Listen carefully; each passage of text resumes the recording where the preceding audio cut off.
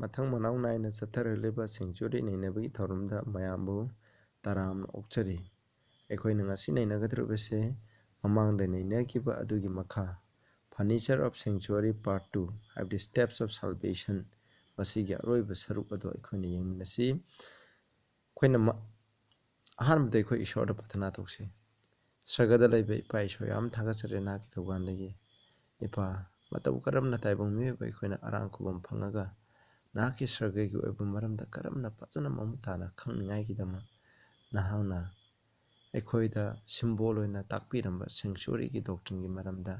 Equi Karana Nazari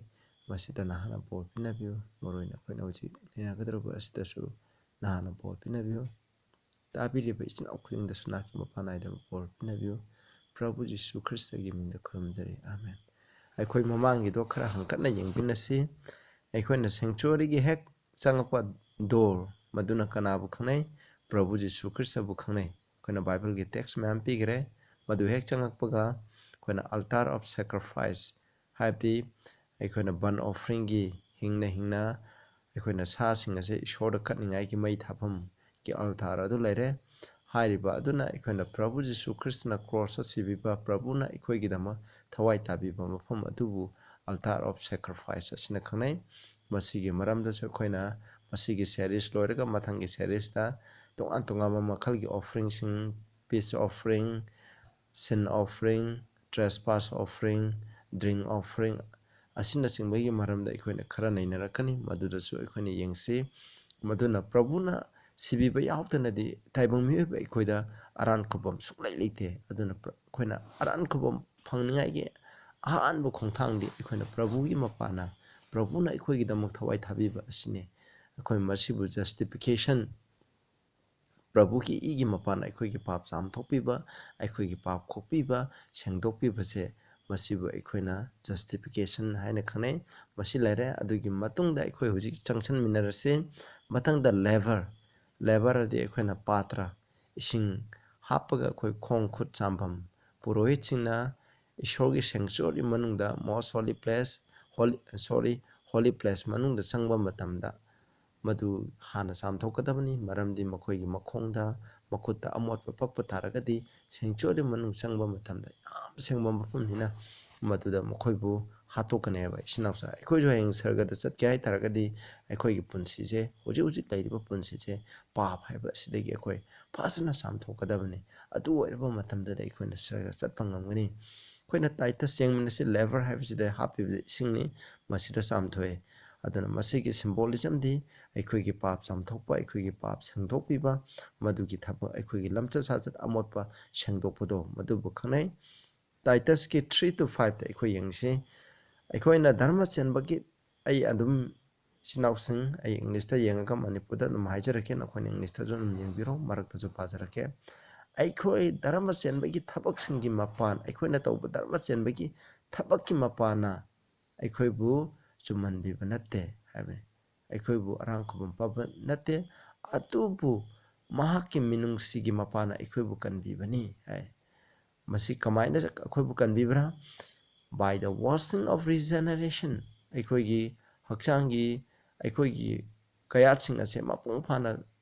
sudok sam thokpa adugi mapana regeneration haibedi aikoina khudam oina chumma mai mai mamai tale thapha matamda amu ana songkhalakane ba dumai tawduna Aikoigi punsi pahapta sirurba aikoigi hakchangi kaya singnase Prabhu Jisu Krista gi mapana ambukhana hinkalan baje masibuneba masi samthokpa adugi mapana isingna samthokpa adugi mapana ne and renewing of the Holy Ghost thawai asengbuna aikoigi punsi je nauthohanba inaunohanba anaubu khusem ohanba madugi mapana aikoibu kanbibani haibneba haibadi aikoina Prabhu da thazarani Prabhu gi ina akoi pap sam thokre adugi matungdagi Prabhu na akoi punsi da laiba amot palam sa saja wangang sangang phattaba hainabi laiba sing ase masi sangdokpagi thabak tawra aneba Prabhu na akoi da adu akoi sum madugi matungina akoi chatkadabneba masineba akoina masiki akoina lever ki experience asebu akoina conversion experience akoi gi lamcha sajat hongdokpagi akoi gi masigi perat haina aikoina khangneba masini odumai thoroba matungda John 3:55 ta hai Prabhu na hai tasi thangai sengna aina na nangonda hairi mi amana isingdagi amasung thawaidagi poktragadi mahangna ishorgi ningthaulebakta changba ngamoy masineba ekoina prabhuna sibikhre haiduna chinausang prabhuna sibikhre nang aigi pap kidamak I tabikhre aikoigi papsing ado mahana kopigre mahana sibikhiba adugi mapana aikoi kanbikhre haragasu hoi aikoina prabhuda thajaduna changba matamda hair mikup aduda aikoibu kanbi ishona aikoibu kanbi ba tharabadi aikoigi punsida ahonbado mana porakhanebe madu kaidoba water represent baptism aikoina ngasagi lever haina represent toje aikoina bapta kui lamsa saja hongtoga aikoina baptize tawudo adubu khaneba thawaidagi nongna pokpache masibuneba samai tawduna aikoigi lamsa sajache aikoina nongna pokpa baptism amsung thawaidagi nongna pokpa dagi mapana aikoigi lamsa saja hamba ai mi halamba ise masigi mapana prabhugi thaujangi mapana aikoje mi hatpa oiroreba nisa pusada laisuramba ise aina prabhuda thajatba matunda nisa pusada laisubu oiroroeba aikoina kanabu mina ai prabhuda thajai haraga nisa pusa saduna aigi fattaba aigi mamangda taromba prabhu jisu krista khangdingi mamangda taromba fattaba hainabi lamsa sajan mayam sing ado hawjik adum chathaduna leiba taragadi ai prabhugi ina kanbigidreba prabhuna aibu kanbibe taragadi prabhuna nangbu kanbibe taragadi nang aigi punsida lamsa sajata ahongbu porakhaneba mase nanguna pohalakhaneba thawai asengmana akhoi sengdokpaneba masibu aikhoina kawgumsi masigi experience asibuni aikhoina lever experience Davidnasu mahana pap toroba matamda mahana Psalm 51 da mahana asumna hai 2:7 da hai aibu aigi paptagi mapung phana samthokpiu aduna aigi paptagi sidai ko wash me thoroughly from mine iniquity cleanse me from my sin aigi paptagi aibu sengdokpiu aibu luhanbiu hai aije hyssop kaloina aibu sengdokpiu aije sengai gidama wash me aibu samthokpiu I shall be whiter than snow undagi hena ngona aibu samthokpiu haibni aikoigi lamchache pap tawba matamda aikoigi lamchache maklabani koina phatraba machu sangrabne ba pawki masu hairiba asida kaidoba prabhugi igi mapana aikoi samthokadabne ko ungumnu ngona akoi samthokadabne madugidama Davidna haijaki mana pap tawba matungda aduga mu masigi experience adu asmai tawduna aikhoije nauna pohalakpa matamda kari thungbra amu yengse Ezekiel 36:25-26 da aikhoidan anobu warepna boda thungkaneba sida haiko verse 25 then I will ainam nangonda asengba ising khikpigani and ye shall be clean aduga nakhoi sengdoklagani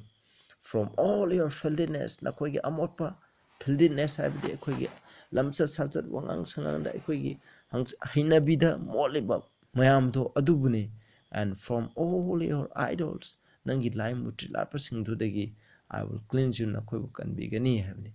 aduga verse 26 da maduni aikhoina lamsa saja hongthokpagi perotne masibu lever gi experience haraga ju khane aina nakhoida anauba thamoi ama pigani aina nakhoida anauba thawai ama pibigani aina nakhoigi nungumna kalaba thamoi ado lokthokani nakhoigi nasadagi nungumna kalaba thamoi ado lokthokani aduga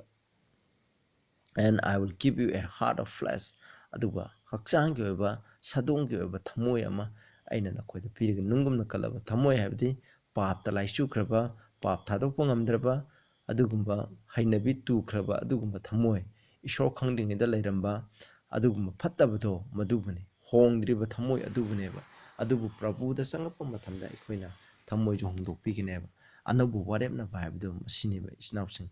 maduda sida aduni ko ishona haibse masini aduga John 3:5-6 taju asumna hai akhoina hujik John 3 gi akhoina 5 pakhre isnausing aduna ai amuk pararoge masida 5-6 amuk pararoge amuk mathangda ikhoini yengsi asengba mafamda lairiba furniture magi pochai sing adugi maramda ikhoina amu yengseba masi lever ki matungdagi di aikoi justification gi peror se loikhre adugi matungda ikhoina anauba ikhoina sanctification gi peror adu akhoina conversion adu onthokre aikoi gi lamsa saja on khaba matamda aikoi gi punsi se yam asengba punsi ama hinglaganeba madubune ikhoina holy place ki experience hai yangsi madu hek changba matamda aikoina table of shewbread uragani aikoina mamang da su ain haigre aikoina ahamba yangsi table of shewbread haideba table asigi mathakta tat aikoina taruk taruk aikoina taruk taruk ko aikoina nakal amamda taruk taruk punna trying to edo thammaganeba haideba tan trying to isina represent hoje Israel ki 12 tribe adu busu aikoina khanai trying to have se aikoina ishor gi oiba number ni hai sarga da su chapam matamda sarga gi get tarani thoi pangani adugumna tan tarani thoi edo nungtigi masi puroisna nami khudingi masi nom 24 hour madugi mathakta thamgani aduga amuk mathangi numita mu anobu amu sindokhaneba hairiba tanje purohising khaktana sagani haibni masidi yangsi tan haibase aikoina chinjak haibase aikoina bible da karibu khangnai haibasneba whole aina mamang to sai kare whole sanctuary da yawriba furniture khuding mana kanai maram tai prabhu jisu christ gi maram da takuni loina mo directly natraga indirectly prabhu jisu christ da point tawni akhoi yangsi john 6 ki 48 to 51 da hai 48 hai ahing bagi tan adu aini hamni ahing bagi chinjak adu aini nakoi gi napa napuna lamhang da manasai adubu makoi sire adubu sagadagi kumlak patan adudi mi amana sabi ay adubu siru hamni haiba aduga verse 51 da I am the living bread which came down from heaven sagadagi kumtarakpa ahing batan adu aini ahin basinjak adu aini kanagumana masigi tan ase saraba mahang patang khuding maki hingani aduga aina nakhoida pigidraba tan asidi aigi haksang ni masi aina tayang pan gi damak pigani hamni magi punsi magina tayang pan da leba papi akhoi gi damak mahana pibigani haibni masida taribdi masida yawribdi akhona tan haibsina represent tabse kanabu khanai prabhu jisu christ bu khanai aduga masigi secondary su laigini Matthew 4:4 da hai man hai myoiba haibse tan khatang charaga haibdi cha khatang charaga akhoni hingba ngamloi adubu ishorgi chindagi tholapo wahi khudingma adugi mapana akhoni hingba ngamgani aduna sida uliba siu bread asina represent hoje akhoni ishorgi wahi bu khangnai aduna ishorgi wahi ase akhoi da muk chinjang ne ahingba chinjang adu masineba masi prabhu jisu christ bible gi matina john 1 da pabiu na khoina khangani prabhu jisu christ gi atopa maming amadi wahi haina khangneba version 5 ki 7 da johabje hairibni wahi aduna ikhoi kawgumse aduna siu bread na represent tawbadi bible jesus amasung bible adubu ikhoi khangne maroina ishori wahi aduna ikhoi sanctification ikhoi asengba punsi ikhoi sarge gidama asengba punsi ma chatke hai tadi ikhoi nami khudingi bible paba tai ikhoi nami khudingi chindak charaga ikhoi hingi adum hai tawtuna ikhoi nami khudingi thawai ko ebasinga bible se masi paba gi mapana ikhoi na asengba paba yawdaba punsi ado ikhoi hingba ngamgani haibje ikhoi kawgumse mathangda ikhoi changjilase adu he onna taina bata ikhoi makhong teret panba candle amalane candle stick amalai ragani masina muk kari khane hairib candle asida makhoi thaw hamna patra su lai makhoi mase pipe ki matuna hairib jida hapani adu mase adum 24 hour makhoi je mutpa naidana mafum adu da sakpuna legine ba hairib candle stick asida gi kari put pirei mangal adu pireba aduna ikhoi masida khane aduna hairiba 7 candlestick asina ikhoi bu kari bu khane hai masida ikhoi mangal aduna sidai john 8:12 da I am the light of the world he that follow me shall not walk in darkness but shall have the light of life ikhoi hingbagi mangal adu laigini ha masida ikhoi revelation ai naba matam da su prabhu na kaidoloi ikhoi lamp stand ikhoi huji candles ki makhok tare pam candle asigi marakta prabhu le hamni adu 7 candle sing maduda akhoi church tare ki matam bukhane adu masida maroina palibdi akhoi sanctuary tanung ngdi mangal sanctuary da ngala liba mangal adu kanano prabhu jisu krishna nang ai punsida ngala liba mangal asu kanano prabhu jisu krishna ne abje akhoi kawgum seba adu masida habliba thaw aduna karibu represent tawi thawai sengba na akhoi da lebibigi mapana prabhu gi punchi je akhoi gi punchi da Prabhugi mangala se uba phangane masine akhona lema akhona light habsine akhona khangneba Prabhu Jesu Christ dagi mangala to oiribane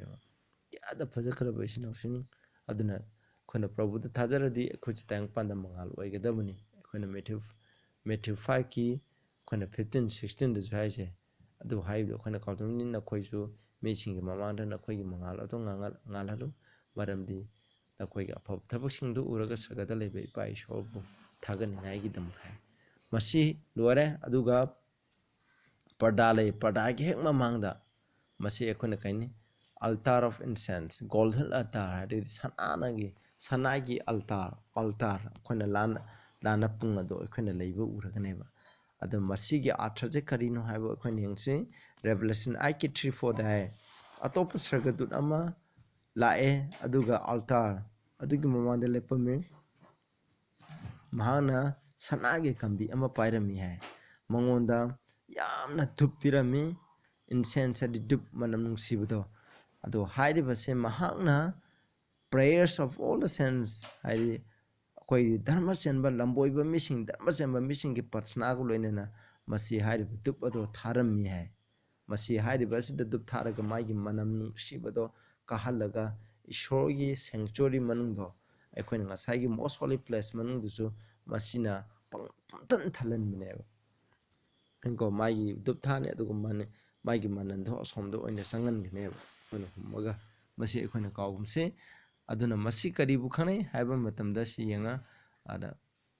prarthana ga loina hai dhup se thagane the smoke of the incense which came with the prayers of the saints ascended up before God out of the angel said masida hai sagadut aduki makhutagi ishorgi mamangda hadi dharma chemba missing adugi prarthana go loinena masagi dupki maikhu odo karak lami hai asmaina dup kalani dup kat paibsina ikona kari kangai masi ikona ekoi Christian singi ekoi ki prarthana ishora pa koping ngai gi dama ekona haijaba prarthana ekona ishong da haijaba prarthana dubu ekona kangneba dupki manam ekona padana puchen chengna ishona haibagi matungna haiba ilaga ekona haijab taradi ekoi ki prarthana ase manam nungsiba dukil manam gumna ishorgi manakta ekona yawi ishona ekoi ki prarthana do tabi habse masina ekona kawgumsi altar challenge na masi bukanai adugi masi lere aduga masina aseng mafamni kwaidi aseng mafamga aduga sengma mafam asiga haidi holy place ka most holy place ki ani gi marakta parda amana khaidwe haidi ba parda asi karino asigi meaning karino haibde khoi yeng hebrew gi 10 1920 that's why having therefore brethren boldness to enter into the holies by the blood of Jesus Prabhu Jesu Christ ki igi mapana kwaidi sengba haibde most holy place such thokna phana changningai lei changladuna ko hai by a new and living way anauba amasung ahingbagi lambigi mapana which he had consecrated for us mahana akhoi gidamak sengdokirami ko hairiba sigi mapana mahana akhoi sengdokirami through the veil hairiba parda adugi mapana hanko that is to say his flesh haimni maki sadung haimni aduna masida represent toriba veil aduna karibu khanai aduna aseng mphangwa sengdam mphangwa khaidok liba brand aduna Prabhu Jesu Christ ki hakchang haibadi maki humanity adu akhoi khangnai yaba Prabhu na tang panda lakpase akhoi miyobagi human nature se sinful human nature haibadi isnausa akhoi na pap yauba hakchang haiba nateko akhoi na pap ki ithil saitan gi athemba laidiba akhoi ishorgi magta lauriba akhoi hakchang na themningai gi ishorgi apamba gi magta insalliba akhoi gi sadongje masibuneba masi adamna pap tawbadagi tang panda lakraba mipum khudingna masi laireba masini ko hai pap tawring dim masi lairamde pap tawring mangda adam gi hakchang aduna esi taw phattaba insinba do mokhoida lairamdeba pap taw matungda khak lakneba adugumba duni sinful nature laiba habse pap laiba nate madu lawkhiamne akhoi yengje most holy place akhoi changase masi ek changba matamda akhoi agab kabena warem nabagi upudo lairani hairebo posi manungda yathang tara thammaneba aduga masigi mathakta yathang tara asigi haidi uposigi mathakta ishorgi minungsigi phambal ado akhoi na lairaganeba aduna masina hairibadi karino ten commandment manungda leire mataktana ishogi minungsigi phamban adu leiriba ishogi singasan adu leiriba sigi atha karino singasan makhada ten commandment thamni masina haibadi ishogi yathang tara asina jagat sangsar asida leiba mepung khudum ase masibu chalaiba ishogi wain jathang haibadi ishogi constitution संविधान adu yathang tara asina oiribne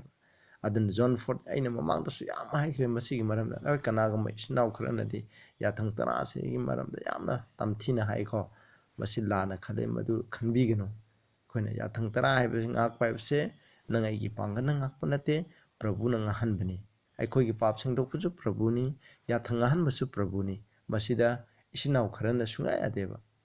masi aran mani ko haibdi yathang ngak paibje अखोइना ओइरे प्रभुद थाजरगा याथंगा पंगमो हाइबदे हाइरिबा मिसिंगे अखोइ Christian नते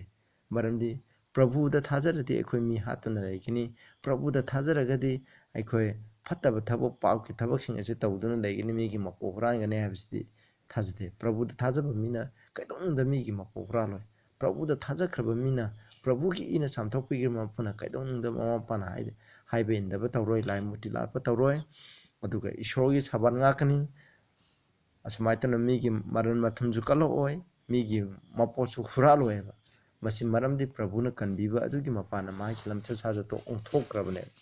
maduni ko akhona ngasai akhona justification akhona conversion gi experience hado John 14:15 da na khoina ebu nungsira de egi yathang sing asing ngau hem prabhuna piriba yathang je karino karisunate prabhuna piriba yathang kudi mode 10 commandment ado अखोइना फजना explain exemplify तौरगा खुदम ओइना ताक अना ताकलिबने अखोइदा 1 John 5:3 द छय मरमदि मसी ईशोबु नुंगसिबनि हाबदि ईशोया थंगा पुचे ईशोगी नुंगसिबनि and his commandments are not grievous माकी अथंगसे ग्रीवियस हाबि अथदि हार्ड हाबनि आर नॉट हार्ड हाबि अथदि इजी हाबनि ईशोगी अथंग तरासे इजी होय ngaकपजे इराय लायमनि karamba matamda aikoina nungsiba lairadi ishoya thangai nungsiba lairadi ishona haiba mukha ilani nungsiba lairadi kairole kai busu aikoina nungsiba ngamani haib ngamane ba masini ko aduga Romans 13 gi 8 to 10 da sumna haije mi amta da na khoi laman tongonu aduga na khoi amaga manusina maramdi na khoi atopo bu nungsiba mahana ishoya thang aduga phale pola patana explain tawramni ko chinau sang masida yabidri ba mi singase masi khwaidagi saitan gi oiba echen ai haijani chida 9 dai ko for this ham chida paliba law je kari no habje kari law no aikoina nu sibala redi kari law no mapung phali ja chida 9 da machne chida palib je ten kamam gi saru khara sida hare daukshana kamet adal tari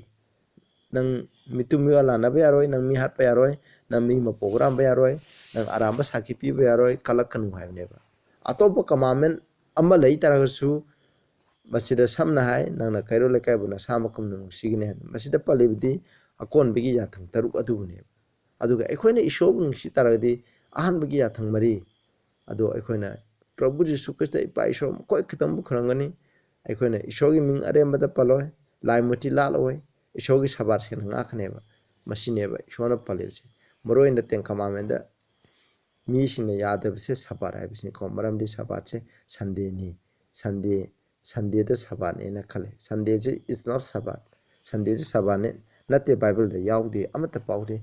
shogi asengba Sabbath namdi tare ni shuba Sabbath ni habisne verse 10 da nungsibana magi kero le kaida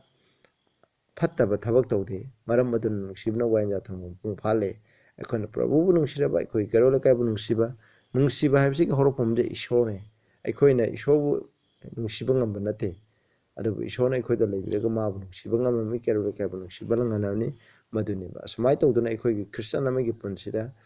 ekhoi nungsiba yathanga ko misak abido ekhoi gine christian am oirega mi bu nungsiba itraba mi ado christian nate habise ekhoi na kawgumsi masini padana thakpikhre aduga aroibada pudama siga aroibada ekhoi yathang tarasna ekhoi bu kaidogani yengchiko James 2 gi 12 thai nakhoi ngangsu ngangu tawsu taw maramdi ningtambagi law aduna nakhoi bu wayan gini hai ningtambagi law se karino James 1 gi 25 but whosoever look into the perfect law of liberty apung phaba ningtambagi law adu de yengba matamda continue therein maduda nakhoi chathaba taradi ꯅꯈꯣꯏꯁꯦ ꯀꯥꯎꯊꯣꯛꯄ ꯑꯇꯥꯕ ꯃꯤ ꯑꯃ ꯑꯣꯏꯕꯗ ꯅꯠꯇꯅ ꯊꯕꯛ ꯇꯧꯕ ꯃꯤ ꯑꯣꯏꯕ ꯇꯥꯔꯒꯗꯤ ꯍꯥꯏꯔꯤꯕ ꯅꯨꯄꯥꯗꯣ ꯃꯥꯒꯤ ꯊꯕꯛꯁꯤꯡꯗ ꯕꯣꯔ ꯐꯪꯉꯝꯅꯤ ꯃꯁꯤꯗ ꯄꯜꯂꯤꯕꯗꯤ